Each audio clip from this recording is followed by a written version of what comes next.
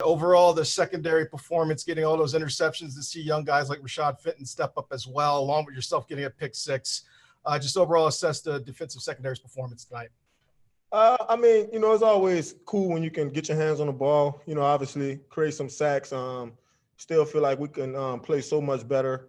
And I think that's the goal, for us to kind of, forget about this game. Obviously, our younger guys stepped up, played well. But we're getting into the thick of it. We got two real tough opponents that's coming up. And we got to try to find a way to get better and win the next couple games. Let's go next to Adam Teicher. Go ahead, Adam.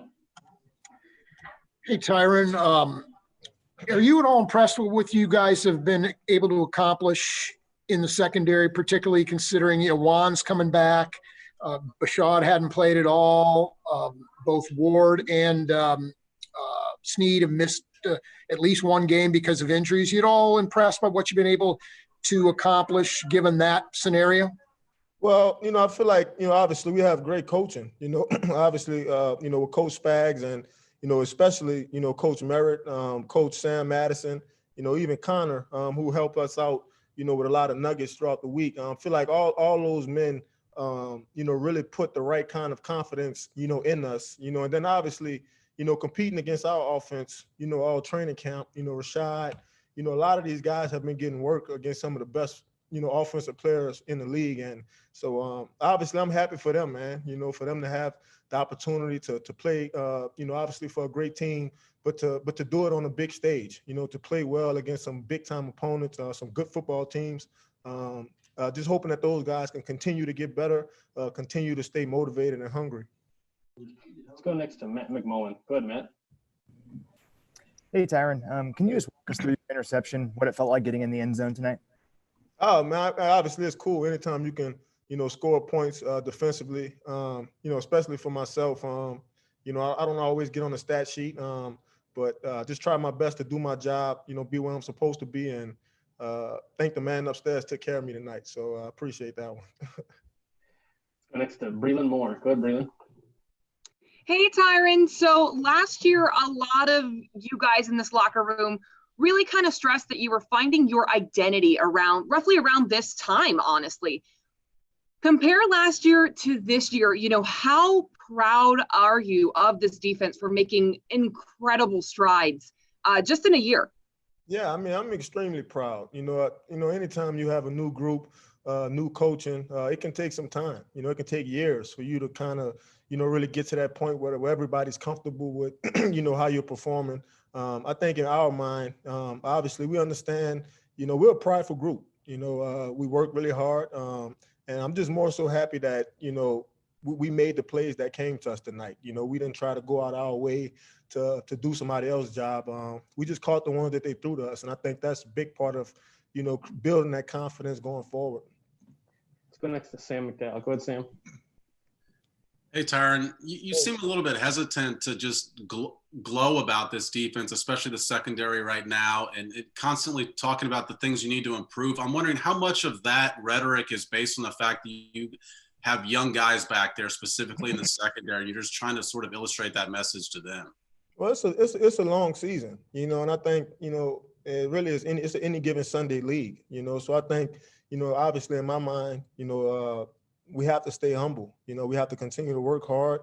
Obviously we have to forget about bad plays, but I think the good games we've been able to put together, we got to put those games to rest. We can't dwell on them. I think every team that will face defensively, they're going to try to give us their best shot.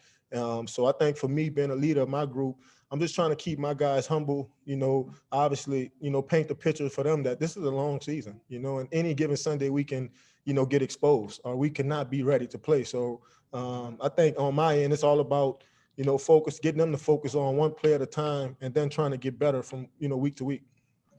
You got time for a few more. Let's go next to Hannah. Go ahead, Hannah. Hi there. I was wondering if you could talk to us a little bit about how you stay focused in your game in such an unprecedented time where you do have to be mindful of precautions and safeguards without being distracted from the week ahead.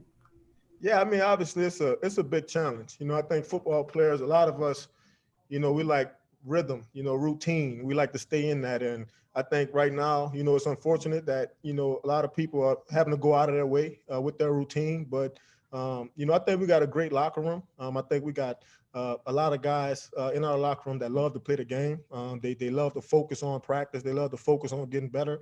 And I think that's a big part of the struggle, you know, is when you have other guys around you that can kind of get you to check back in, lock back in, you know, focus on the things that you really can control. We'll go to last two. We'll go Nate and then Herbie. Go ahead, Nate. Hey, Ty, you guys have played probably two of the strangest, weirdest games of the year. Obviously, what occurred with Tyrod right before kickoff, obviously having the game moved from Sunday to Monday. But Andy says you guys are some of the best on defense about learning quickly but still forgetting the past. I'm wondering, where does that come from with this particular group in your eyes? Well, I think Spags do a great job of, you know, reminding us, alerting us, you know, even when we have a good game. You know, I think he's the one that's kind of keeping us in check, keeping us humble, you know, throwing out stats to us. You know, even when our offense score, for some reason on defense, we always give up a score. So we're always conscious of all these different scenarios, situations. And, you know, I think in our mind, we know we can be a great defense if we could just put it all together. And then, like I said earlier, you know, it's just about forgetting about the bad plays, encouraging your teammates, moving on to the next play. And then when we're able to put together a good game, it's about putting that game to bed and then moving on. I think that's what great defenses do. They're consistent. Let's go last to Herbie. Go ahead, Herbie. Hey, Tyrann. Hey. The Patriots are driving in the second half, and then you've got Taco Charlton who comes up with a big play and helps turn the tide.